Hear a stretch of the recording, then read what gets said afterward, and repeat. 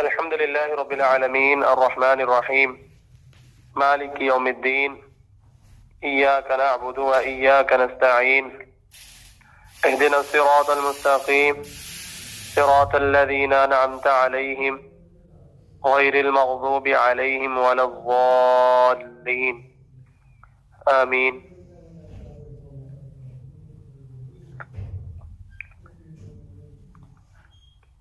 بسم الله الرحمن الرحيم.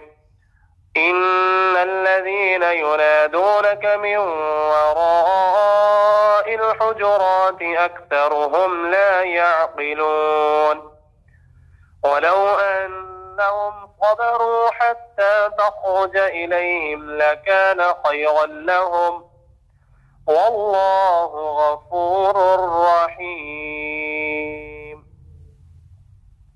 آج ہم انشاءاللہ 2 آیات پڑھیں گے اور یہ دوسرا موضوع، دوسرا پیراگراف جس میں رسول اللہ صلی اللہ علیہ وسلم کے حقوق بیان کیے گئے تھے وہ کمپلیٹ ہو جائے گا. تو ہم پہلے لفظی ترجمہ دیکھتے ہیں. ان بے شک الذین وہ لوگ جو ینادونک وہ سب پکارتے ہیں آپ صلی اللہ علیہ وسلم کو من وراء الحجرات حجروں کے باہر سے، اکثرہم ان کے اکثر، لا یعقلون نہیں وہ سب عقل رکھتے، ولو اور اگر، انہم بے شک وہ، صبروا سب صبر کرتے، حتی یہاں تک کہ، تخرج آپ صلی اللہ علیہ وسلم خود نکلتے، الیہم ان کی طرف، لکان تو یقیناً ہوتا، خیرن بہتر، لہم ان کے لیے، واللہ اور اللہ تعالی، غفور بہت بخشنے والا، رحیم نہایت رحم کرنے والا ہے. عزیز طلباء کرام، یہ تھا لفظی ترجمہ. آج ہم جو آیت پڑھنے جا رہے ہیں اور جو ہم نے کل آیت پڑھی تھی، اللہ تبارک و تعالی نے اس سے پچھلی آیت میں نبی صلی اللہ علیہ وسلم کے سامنے اپنی آوازوں کو پست رکھنے کا حکم دیا.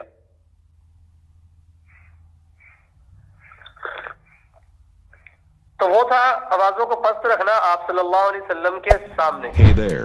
اب اگر Subscribe to my نبی channel صلی اللہ علیہ and also وسلم press this bell icon. اپنے حجرے میں سو رہے ہیں، آرام کر رہے ہیں، اپنے حجرے میں ہیں، تو کیا نبی صلی اللہ علیہ وسلم کو آواز بلند کر کے باہر کھڑے ہو کر، جس طرح ہم آپس میں ایک دوسرے سے تکلم بات کرتے ہیں، کسی کو باہر بلانا ہو اونچی آواز سے بلاتے ہیں، کہ آیا نبی صلی اللہ علیہ وسلم کو بھی اس طرح بلا سکتے ہیں؟ نہیں. اللہ تبارک و تعالی نے اس آیت کے اندر یہی بات بیان کی کہ نبی صلی اللہ علیہ وسلم کو جو لوگ باہر حجرے یعنی کمرے سے باہر کھڑے ہو کر آواز دے کر بلاتے ہیں، ان کی اللہ نے مذمت بیان کی. اللہ تبارک و تعالی نے ایسے لوگوں کو غیر مہذب کہا ہے کہ وَأَكْثَرُهُمْ لَا يَعْقِلُونَ کہ اکثر ان میں سے اکثر جو ہے وہ بے عقل ہیں، ان کے پاس عقل نہیں، شعور ہی نہیں ہے. پھر اللہ تبارک و تعالی نے اگلی آیت میں، جو ہم نے اگلی آیت پڑھی، اس بارے میں ادب سکھاتے ہوئے فرمایا کہ وَلَوْ أَنَّهُمْ صَبَرُوا حَتَّى تَخْرُجَ إِلَيْهِمْ لَكَانَ خَيْرًا لَهُمْ وَاللَّهُ غَفُورٌ رَحِيمٌ. نبی صلی اللہ علیہ وسلم نے فرمایا کہ کیا یہ اچھا ہوتا کہ اگر وہ لوگ، اللہ تبارک و تعالیٰ فرماتے ہیں کہ اگر وہ لوگ آپ صلی اللہ علیہ وسلم کے نکلنے کا انتظار کرتے Hey there. تو ان کے Subscribe لیے to my channel یہ And also بہتر press ہوتا this bell icon. دنیا اور آخرت دونوں لحاظ سے. اور اس کے بعد اللہ تبارک و تعالیٰ نے اس کے ساتھ ہی فرما دیا کہ واللہ غفور الرحیم، اللہ بخشنے والا اور رحم کرنے والا ہے. دیکھیں اس آیت کے اندر جو ہم نے پڑھا کہ اللہ تبارک و تعالیٰ نے نبی صلی اللہ علیہ وسلم کو کمرے سے باہر کھڑے ہو کر آواز دینے سے منع فرمایا. اب ہمارے پاس نبی صلی اللہ علیہ وسلم کی شخصیت موجود نہیں ہے، لیکن اب اس آیت کا عمل کیسے ہوگا؟ ہم میں سے کوئی کسی کے پاس ملنے کے لیے جاتا ہے، کسی دوست کے پاس، کسی ریلیٹو کے پاس، کسی ٹیچر کے پاس، تو کیا ہم بھی انہیں باہر دروازے میں کھڑے ہو کر بلند آواز سے بلائیں، اوے فلاں شخص باہر آؤ؟ نہیں. قرآن مجید کی یہ سورۃ حجرات اور اس کے اندر اللہ تبارک و تعالی ہمیں یہی تو سکھا رہے ہیں کہ Subscribe to اگر my آپ میں سے channel کوئی and کسی کے also پاس press this جاتا bell ہے icon. تو اس کو چاہیے کہ وہ بجائے اس کے کہ اس کو باہر سے بلند آواز کر کے بلائے، بلکہ نبی صلی اللہ علیہ وسلم نے فرمایا کہ جب تم میں سے کوئی شخص کسی کے پاس ملنے جائے تو 3 دفعہ دروازہ نوک کرے، دستک دے. پہلی دفعہ السلام علیکم ورحمۃ اللہ کہا اور ساتھ دروازے کو نوک کیا، دستک کی. کچھ دیر انتظار کیا، اگر آواز نہیں آئی، دروازہ نہیں کھلا، تو پھر دوبارہ السلام علیکم ورحمۃ اللہ وبرکاتہ کہا اور دروازے پہ نوک کیا، دستک دی. پھر تھوڑی دیر ویٹ کیا، اور پھر اگر کوئی دروازہ کھولنے نہیں آتا اور آواز نہیں آتی اندر سے، تو پھر دروازہ تیسری دفعہ السلام علیکم ورحمۃ اللہ وبرکاتہ کہہ کر نوک اور دستک دی. اب پھر تھوڑی دیر ویٹ کیا، اگر تو دروازہ کھل جاتا ہے تو ٹھیک، ادروائز بصورت دیگر ہمیں واپس لوٹ آنا چاہیے. لیکن آج ہمارے بھائی کیا کرتے ہیں، ہم لوگ کیا کرتے ہیں کہ ہم اگر کسی کے پاس ملنے جائیں تو ہم 1 دفعہ نہیں، 2 دفعہ نہیں، 3 دفعہ نہیں، جب تک دروازہ ٹوٹ نہیں جاتا ہم جو ہے اس کو کھٹکھٹاتے رہتے ہیں. پھر زور زور سے، کبھی ہاتھ کے ساتھ، کبھی پاؤں کے ساتھ، Hey there. اور Subscribe بلند to my آوازیں channel جو ہے وہ بلند and آواز also کے press ساتھ اس this کو bell پکار icon. رہے ہوتے ہیں. حالانکہ اسلام نے ہمیں تو یہ نہیں سکھایا. اسلام ہمیں یہ سکھاتا ہے کہ السلام علیکم ورحمۃ اللہ وبرکاتہ کہو اور اس کے ساتھ دروازہ دستک دو، نوک کرو. اگر کوئی نکلتا ہے تو ٹھیک، 3 دفعہ یہ عمل کرنے کے بعد واپس لوٹ آؤ. اور آج ہم کیا کرتے ہیں، ہم لوگ اس کے برعکس بالکل اسلام نے جو ہمیں سکھایا بالکل اس سے الٹا چلتے ہیں. یہی وجہ ہے کہ ہم جو ہے اسلام کی تعلیمات سے بہت دور ہیں، جس کی وجہ سے ہمارے اندر جو ہے تہذیب نام کی کوئی چیز ہی نہیں ہے. اخلاقیات سے ہم گرے ہوئے ہیں. تو میرے تمام طلباء کرام سے میری گزارش ہے کہ ہم نے جتنا ابھی تک یہ سبق پڑھا ہے، جو اصول پڑھے ہیں، ہمیں ان کو اپنی زندگیوں پہ نافذ العمل کرنا چاہیے. یہ نہ ہو کہ ہم صرف یہ قرآن مجید کا ترجمہ پڑھیں اور اس کے بعد پھر بھول جائیں. قرآن مجید کا ترجمہ پڑھ لینے کے بعد قرآن جو ہم سے کہتا ہے اس کے مطابق عمل بھی تو کرنا ہے کہ نہیں کرنا. اگر ہم عمل نہیں کریں گے تو ہمیں اس قرآن مجید پڑھنے کا کوئی فائدہ نہیں ہوگا. اسی لیے ہمیں چاہیے کہ ہم لوگ اگر کسی کے پاس ملنے جائیں تو ہم یہی عمل دہرائیں. Hey there. دروازہ نوک کریں، Subscribe to my channel سلام بلائیں، and also نہیں کوئی press آتا this bell پھر icon. دوبارہ ویٹ کر کے نوک کریں، سلام بلائیں، نہیں آتا تیسری دفعہ پھر عمل یہ دہرائیں. اگر تیسری بار نہیں آتا تو ہم واپس لوٹ آئیں، بجائے اس سے کہ ہم دروازے کو توڑنے تک کوشش کریں. ہمیں یہ نہیں کرنا چاہیے. اسلام ہمیں یہ نہیں سکھاتا. اور آپ کو یہ بتاتا چلوں کہ یہ آیت کیوں نازل ہوئی تھی. یہ آیت جو ہے امام احمد رحمت اللہ علیہ کہتے ہیں کہ یہ جو آیت ہے یہ اقرع بن حابس رضی اللہ تعالی عنہ سے جو ہے وہ روایت کرتے ہیں کہ جو آیت جو نازل ہوئی تھی اقرع بن حابس تمیمی کے متعلق جو ہے یہ آیت نازل ہوئی تھی، جیسا کہ کئی اماموں نے بھی، کئی ائمہ کرام نے بھی اس متعلق جو ہے بیان کیا ہے، کیونکہ اقرع بن حابس جو تھے وہ نبی صلی اللہ علیہ وسلم کے حجرے کے باہر کھڑے ہو کر یا محمد کہہ کر نبی صلی اللہ علیہ وسلم کو بلا رہے تھے۔ اور ایک روایت میں ہے کہ اللہ کے رسول صلی اللہ علیہ وسلم نے کہا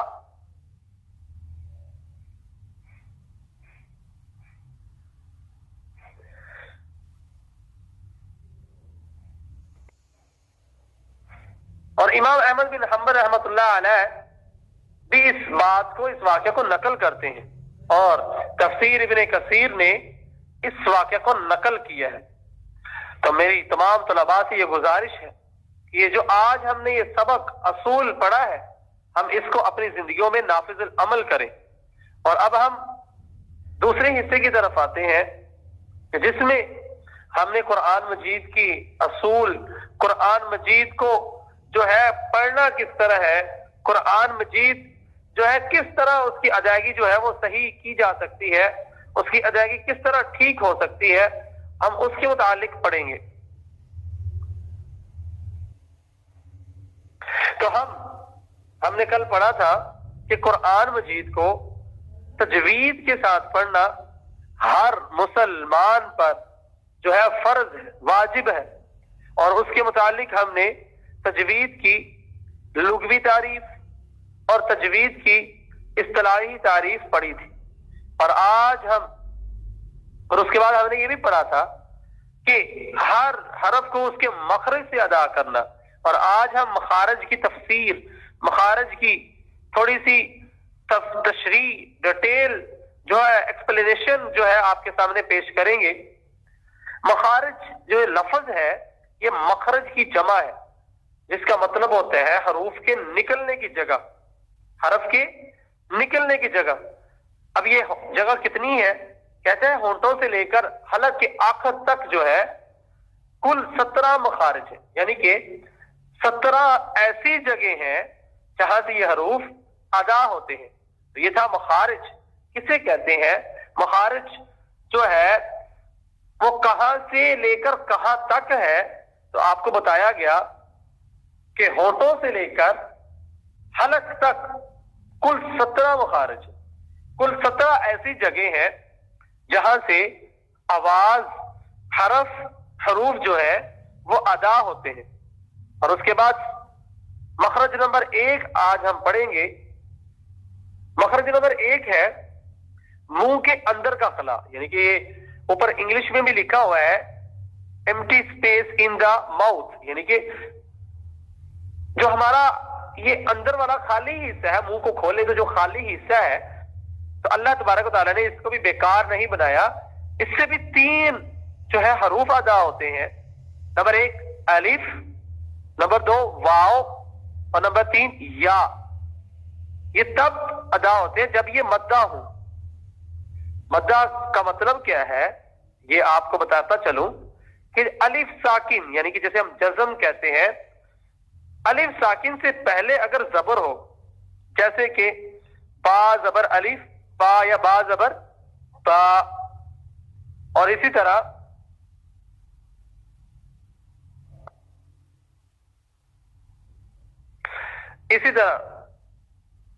واو ساکن سے پہلے پیش ہو، اور اسی طرح یا ساکن سے پہلے زیر ہو۔ ان تینوں کی مثالیں نیچے لکھی ہوئی ہیں۔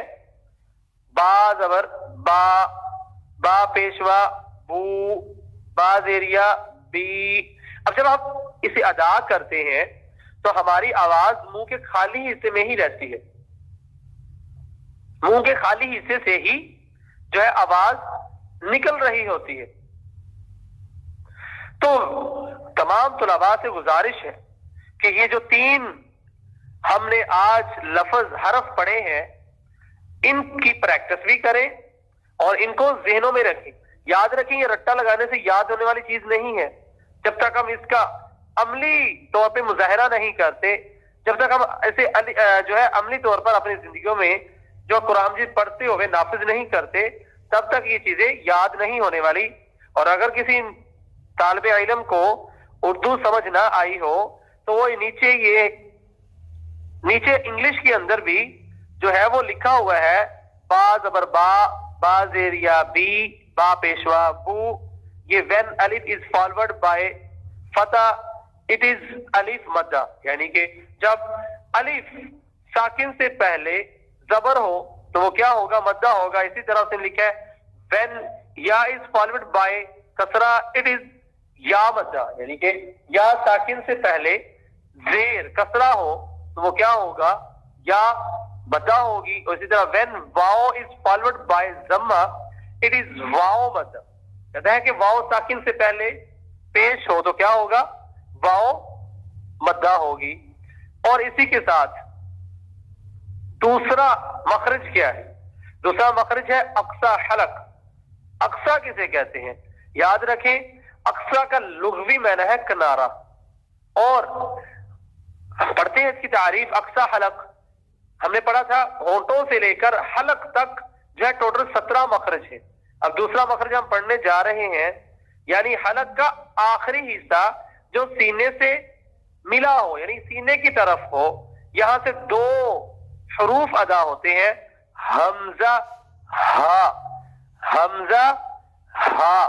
تو یاد رکھیں یہ آپ کے سامنے ایک تصویر بھی جو ہے وہ آپ کی ڈسپلے پہ نظر آ رہی ہے اسکرین پہ. تو اس کے اوپر اس نے اقصا حلق وہ ہے ایرر کے ساتھ لکھا ہوا ہے, اور اس کے ساتھ حمزہ ہا کو بھی لکھا ہوا ہے. یہ اس کو زوم کیے دیتا ہوں, یہ آپ کے سامنے واضح ہو رہا ہوگا یہ حلق کا حصہ. تو آپ دیکھ سکتے ہیں کہ اقصا حلق کا وہ حصہ جو سینے کی طرف ملا ہو.